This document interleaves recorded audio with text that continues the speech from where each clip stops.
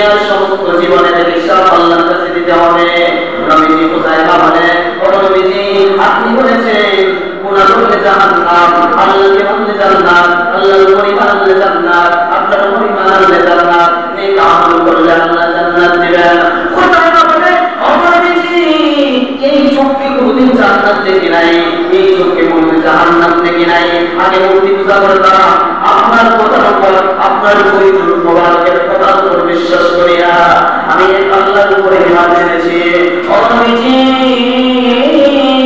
আপনার পবিত্রের কথার উপর বিশ্বাস করিয়া আল্লাহ রাসূল বলেন, ভাই তুমি উল্টা যে তুমি কি করবা, কত টাকা দিয়ে বিক্রি করবা, যে আমি এত টাকা দিয়ে বিক্রি করব? রাসূল বললেন, কিছু কম হয় না, বলে হবে না। আল্লাহ রাসূল সাল্লাল্লাহু আলাইহি ওয়াসাল্লাম বললেন, তাইলে ঠিক আছে, তুমি যত বলছো এত দিব, কিন্তু একটা সমস্যা আছে। ইহুদি বলে, মুহাম্মদ কি সমস্যা? আল্লাহ রাসূল বলেন, হে ভাই আমি একটা অন্য উদ্দেশ্যে বাজারে আসছিলাম, আমার উদ্দেশ্য এই উদ্দেশ্য নিয়ে আসি নাই যে আমি ফুল কিনব, এই উদ্দেশ্য নিয়ে আসি নাই, এজন্য আমি দিরহাম টাকা পয়সা সাথে করে নিয়ে আসি নাই। এখন তুমি যদি আমাকে দাম তো ঠিক হয়ে গেছে, এত তুমি বলছো আমি এত দিব, কিন্তু টাকাটা আমি এখন দিতে পারবো না। টাকাটা দিতে হইলে তুমি আমার বাড়িতে যাইতে হবে, বাড়িতে যাইবা, তারপরে তোমার টাকা পরিশোধ করবো। ইহুদি মানছে, ইহুদি বলছে যে মুহাম্মদ ঠিক আছে আপনি বাড়িতে যান, বাড়িতে গিয়েও টাকা দিবেন। আল্লাহ রাসূল বললেন, যাও তুমি সামনে দিয়ে যাও, আমি তোমার পিছনে পিছনে আসছি, তুমি আমার বাড়িতে চলো। লক্ষ্য করে দেখবেন যে মানুষ যখন আপনাদের বাজারে গরু বাজার আছে, মানে না নাই, দেখবেন গরু কেউ কেনো অথবা বিক্রি করো, দেখবেন রাস্তাঘাটের সময় এটা নিয়ে যায় বাজার বাড়ি দিন, মানুষ জিজ্ঞেস করে কি না তুমি কিনছো না বিক্রি করছো, জিজ্ঞেস করে না? ওই রকম একজন লোক প্রথমে জিজ্ঞেস করছে ওই ইহুদিরে, ইহুদি তুমি কি উটটা বিক্রি করো না? ইহুদি প্রথম অবস্থায় ভাবছে, আর এই উটটা তুমি কি করে ফেলছি, তাইলে আমি কেন বলবো বিক্রি করবো? প্রথম যে জিজ্ঞেস করছে ওনাকে বলছে যে আমি উট বিক্রি করে ফেলছি। দ্বিতীয়তে আবার জিজ্ঞেস আসতেছে, দ্বিতীয় আরেকজন লোক জিজ্ঞেস করছে, ভাই ইহুদি তোমার উটটা বড় চমৎকার, তোমার উটটা বড় সুন্দর, তুমি কি বিক্রি করবা? আমরা যেইভাবে জিজ্ঞেস করি ভাই কিনছেন না বিক্রি করবেন, বা কত বিক্রি করছেন বা কত কিনছেন, আমরা যেইভাবে জিজ্ঞেস করি ইহুদিরা ওরা জিজ্ঞেস করতেছে, ভাই ইহুদি তুমি কি উটটা বিক্রি করবা? তো দ্বিতীয়বার সে মানলো যে প্রথমবার আমার একজন জিজ্ঞেস করছে আমি তো বলছি বিক্রি করে ফেলছি, দ্বিতীয়বার যখন আবার আরেকজন জিজ্ঞেস করছে যে তারে জিজ্ঞেস করে বিক্রি করবো, তাকে বইয়া দিই, তখন ইহুদি বলতেছে মনে মনে ভাবতেছে যে মুহাম্মদের কাছে আমি উট বিক্রি করে লাভবান হইলাম না লস পাইলাম, এটা একটু টেস্ট করে দেখি। আবার যখন মানুষ জিজ্ঞেস করতেছে তখন আমি বলি। দ্বিতীয় যে লোকটা জিজ্ঞেস করছে ভাই তুমি কি উটটা বিক্রি করবা, তখন সে বলতেছে হে আমি বিক্রি করবো। রাসূল তো পিছনে দিক, রাসূল ভাবতেছেন যে আমার কাছে উট বিক্রি করে ফেলছে, তখন সে যা কিছু করবো না কেন আমি তো কিনে ফেলছি, কিন্তু শর্ত হলো বাড়িতে যাবে, এর পরবর্তীতে টাকা আমি তাকে দিব, তার উটটা আমি দিব।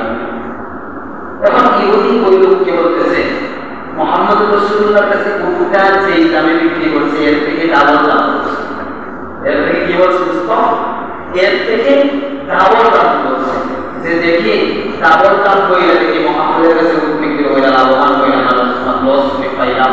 তখন ওই ইহুদি বলতেছে যে আমার উটটা বিক্রি করবো দাম এত, নবীজির দামের চেয়ে ডাবল বলার কারণে ইহুদি বলতেছে ভাই একটু কম হয় না? আমরা যে সব কিছু আমরা কিনি ক্রয় করি আমরা কি এক দামে কিনি? আমরা বলি কেউ যদি ধরেন আপনি যে কোনো জিনিস কিনতে গেছেন আপনাকে দাম এত বললো, তখন আপনি বলবেন যে একটু কম হয় না, একটু কম রাখেন, এরকম বলি কিনা? বুঝতে পারেন এরকম বলি কিনা? আল্লাহ রাসূল সাল্লাল্লাহু আলাইহি ওয়াসাল্লাম দেখতেছেন বিষয়টা, ইহুদি বলতেছে নবীর কাছে ধরেন কথার কথা 1000 টাকা বিক্রি করছে, তো ওনার কাছে বলতেছে 2000 টাকা, তখন উনি বলতেছে যে একটু কম হয় না, তখন এ বলতেছে না একটু কম হবে না, তখন ওই উট যে কিনবে ইহুদির কাছ থেকে উনি বলতেছে আচ্ছা ঠিক আছে তোমার কাছ থেকে উট কিনবো, তোমার এ বলছে না আমি উট বিক্রি করবো, তখন আবার হাঁটার পরবর্তীতে তৃতীয় আর এক ব্যক্তি গেছে, তৃতীয় ব্যক্তি জিজ্ঞেস করতেছে ভাই ইহুদি তুমি উট বিক্রি করবা, তখন উনি বলতেছে যে উট বিক্রি করবো, তখন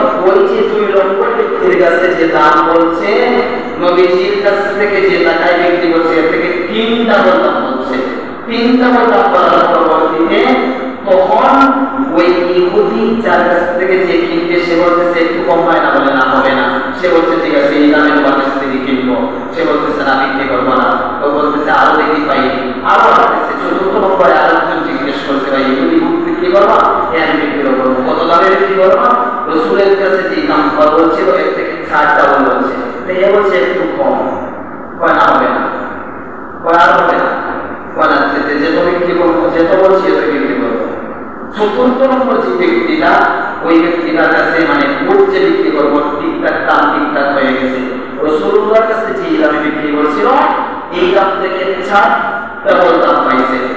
4 ডাবল দাম পাওয়ার পরবর্তীতে তখন ওই ইহুদি বলতেছে মুহাম্মদ, এই মুহাম্মদ আমি উট বিক্রি করতেছি। আল্লাহ রাসূল বলেন ভাই ইহুদি তুমি তো আমার কাছে উট বিক্রি করলা, শর্ত ছিল আমার বাড়িতে যাইবা, আমার বাড়িতে যাওয়ার পরে আমি তোমার দিরহাম দিব, এরপরে উট আমাকে দিয়ে যাইবা। কয় না আমি উট এর থেকে 4 ডাবল দাম পাইছে বিক্রি করে দেবো। আল্লাহ রাসূল বলেন ইহুদি এটা ঠিক হয় না। এক পর্যায়ে ইহুদি আর রাসূলের কথায় অনেক মানুষ জমা হয়ে গেছে।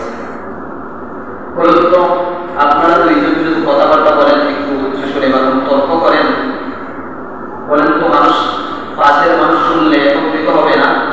এক পর্যায়ে অনেক মানুষ যখন একত্রিত হয়ে গেল, আল্লাহ রাসূল সাল্লাল্লাহু আলাইহি ওয়াসাল্লাম বলেন ইহুদি তুমি আমার উট বিক্রি করছো, এখন ডাবল দাম পেয়ে বিক্রি করতেছো, এটা তো ঠিক না। এক পর্যায়ে ইহুদি বলতেছে এই মুহাম্মদ তুমি যেন আমার কাছ থেকে উট কিনছো এর কোন সাক্ষী আছে? বলুন তো প্রথম অবস্থায় নবীজি যখন মদিনার বাজার থেকে উট কিনছিলেন, নবীজি আর ইহুদি ছাড়া তৃতীয় এবং চতুর্থ পক্ষগুলো লোক ছিল। আল্লাহ রাসূল একটু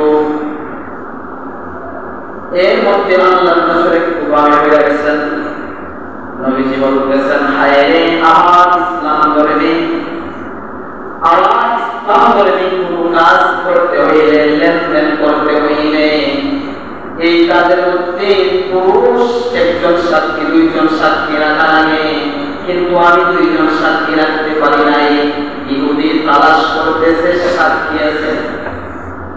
আল্লাহ রাসূল বলেন না ইহুদি এখানে কোনো সাক্ষী নাই, কারণ তুমি আর আমি ছাড়া দ্বিতীয় কোনো ব্যক্তি ছিল না, সাক্ষী নাই। রাসূলকে কথার কাছে আটকাইয়া মিথ্যা প্রমাণ করতে চায়। আল্লাহ রাসূল এনে ফেললেন যখন মিথ্যাবাদী হয়ে যায় আমার জবানটা মদিনার মানুষের কাছে ছোট হয়ে যাবে। আমি মানুষকে কেমনে দাওয়াত দিব? এক পর্যায়ে আমি তো দাওয়াত দিতেছি, তারপরেও মানুষ কবুল করে না, তারপরেও আমার বিরোধিতা করে। আজকে যদি ইহুদি কথার মার বেশি বানাইয়া আমি মুহাম্মদকে এই কথাকে নিতান প্রমাণ করে দেয় যে মুহাম্মদ তুমি যে আমার কাছ থেকে উৎকৃষ্ট সাক্ষী না হও, আমি তো সাক্ষী দেখাইতে পারবো না। আর রাসূল তো আপনার আমার মতো নাই, আপনি স্ত্রী আর টাকা পয়সা দিয়ে কৌর সাক্ষী তুলব। রাসূল তো আমার মিথ্যা সাক্ষী বানাইয়া কোর্টে হাজির করবো এরকম নাই। আল্লাহ রাসূল এটাই করতেছেন না, সাক্ষী প্রমাণ করতে পারতেছে না। এক পর্যায়ে মদিনার অনেক মানুষ একত্রিত হয়ে গেছে, সীমাহীন মানুষ চলে আসছে, মানুষের অভাব নাই, রাসূল সাক্ষী দেখাইতে পারেন না। ইহুদি বলতেছে মুহাম্মদ তুমি যদি সাক্ষী দেখাও তোমাকে আমি ভোট দিব, আর যদি সাক্ষী দেখাইতে পারো না তাহলে তুমি মিথ্যাবাদী, তুমি আমার কাছ থেকে ভোট নাই, তুমি কথা বলতেছো। আল্লাহ রাসূলের মনটা ভেঙে গেল। আল্লাহ রাসূল কাঁদতেছেন। এমনি সময় ওই প্রথমে যে নাম বলছিলাম নবীর একজন সাহাবী মাত্র 1 থেকে 1.5 মাস আগে অথবা 2 মাস আগে ঈমান আনছেন। আগে নাম বলছিলাম হযরত খুযাইমা রাদিয়াল্লাহু তাআলা। নবীর সাহাবী 1 থেকে 2 মাস আগে ঈমান আনছেন রাসূলুল্লাহর পর, এর আগে ঈমান ছিলেন। আল্লাহ রাসূল সাল্লাল্লাহু আলাইহি ওয়াসাল্লামকে যখন ইহুদি কথার মার কাছে বানাইয়া মিথ্যাবাদী প্রমাণ করতে চায়, ওই মুসলমানেরা বলতেছে হাসিন শোনো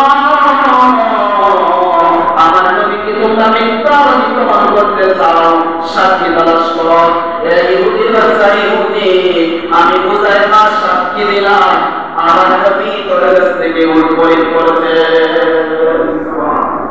আওয়াজ দিয়ে বলেন সুবহানাল্লাহ আল্লাহ রাসূল আশ্চর্য হয়ে গেছেন আমি আর আপনি হয়ে কি করলাম প্রথম ভাববেন না আত্মীয় হলেন রাসূল তো ভালো করে জানেন যে আমি যেই সময় মদিনার বাজার থেকে উট খরিদ করেছি আমি আর ইহুদি যারা দ্বিতীয় কোনো ব্যক্তি ছিল না এখন আমার সাহাবী মাত্র 2 থেকে 3 মাস আগে 1 থেকে 1.5 মাস আগে ঈমান আনছে হুযায়ফা বলতেছে এই ইহুদি আমি সাক্ষী দিলাম আমার নবীর কাছ থেকে উট কিনছেন সে তো আসলো না ছিল না সে কেমনে সাক্ষী দিব কথা ঠিক বলছে সত্য কথা সত্য বলছে কিনা হুযায়ফা যে সাক্ষী দিয়েছে নবীর কথায় আর হুযায়ফার কথার মিল আছে না নাই মিল আছে কিন্তু নবী চিন্তা করতেছেন হুযায়ফা তুমি যে সাক্ষী দিলা এই সময় তো ছিল না আল্লাহ রাসূলকে হুযায়ফা বলে ও নবীজি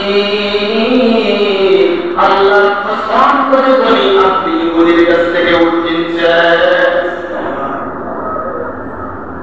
আল্লাহ রাসূল বলেন হুযায়ফা এর আগে তো ভালো ছিলাম এর আগে তো তুমি শুধু সাক্ষী দিয়েছো এবং আল্লাহর কসম পর্যন্ত বলে ফেলছো কিন্তু আমি যতটুকু জানি আমি ওই সময় মুক্তি তুমি ছিলে রে হুযায়ফা এখন দেখা যায় আল্লাহর কসম পর্যন্ত বলে ফেলেছ ও হুযায়ফা একটু পাশে আসো আল্লাহর রাসূল তোমাকে নিয়ে আসলেন হুযায়ফাকে নিয়ে আসার পরবর্তীতে জিজ্ঞেস করলেন হুযায়ফা তুমি যে আল্লাহর কসম কইরা বললা সত্যি করে বলো তুমি এখানে ছিলা কিনা এর মাঝখানে আল্লাহ তাআলা জিবরিল আমিনকে পাঠাইয়া আল্লাহ তাআলা জানায়া দিলেন জিবরিল আমিন কইলা দিল ও নবীজি ইসলামের শরীয়তে ইসলামের বিধান কোন কিছু করতে গিয়ে লেনদেন করতে গিয়ে শরীয়তে ইসলামের বিধান কেউ 2 জন সাক্ষী রাখতে হয় 2 জন সাক্ষী রাখতে হয় কিন্তু আল্লাহ হুযায়ফার মর্যাদাকে এত বেশি বাড়ায় নিয়েছেন হুযায়ফা সাক্ষী দেওয়ার কারণে ইসলামী শরীয়তের 2 জনের সাক্ষী এটা হুযায়ফা যদি দেয় 2 জনের সাক্ষী এটা হুযায়ফা দ্বারা হয়ে যাবে আল্লাহ রাসূল আরো আশ্চর্য প্রথমে সাক্ষী নিয়েছেন দ্বিতীয়তে আল্লাহর কসম পর্যন্ত বলিয়া বলতেছে এই ইহুদি রাসূল বলছেন আমি আল্লাহর কসম করে বলতে পারবো দ্বিতীয়তে রাসূল আরো আশ্চর্য হয়ে গেছেন আল্লাহ তাআলা তার প্রশংসা বাড়ায় দিয়েছেন এবং তার 2 জনের সাক্ষী তার একা দ্বারা আল্লাহ তাআলা পূরণ করার ব্যবস্থা শরীয়তে ইসলামে করে দিয়েছেন এখন আল্লাহ রাসূল আরো আশ্চর্য হয়ে গেলেন আল্লাহ তার সাক্ষীর সাথে আল্লাহ এক পোষণ করতেছেন জিবরাইল পাঠায় দিয়েছেন তখন আল্লাহ রাসূল বলেন হুযায়ফা সত্যি করে বলো এই অবস্থাতে তুমি সত্যি করে বলো আমি যতটুকু জানি আমি যখন মদিনার বাজার থেকে এই ইহুদির কাছ থেকে উট খরিদ করি ইহুদি ছাড়া আমি ছাড়া কেউ ছিল না হুযায়ফা আমি যতটুকু জানি তুমি ছিলে না কিন্তু বলে হুযায়ফা তুমি প্রথমে সাক্ষী দিলা দ্বিতীয়তে আল্লাহর কসম করলা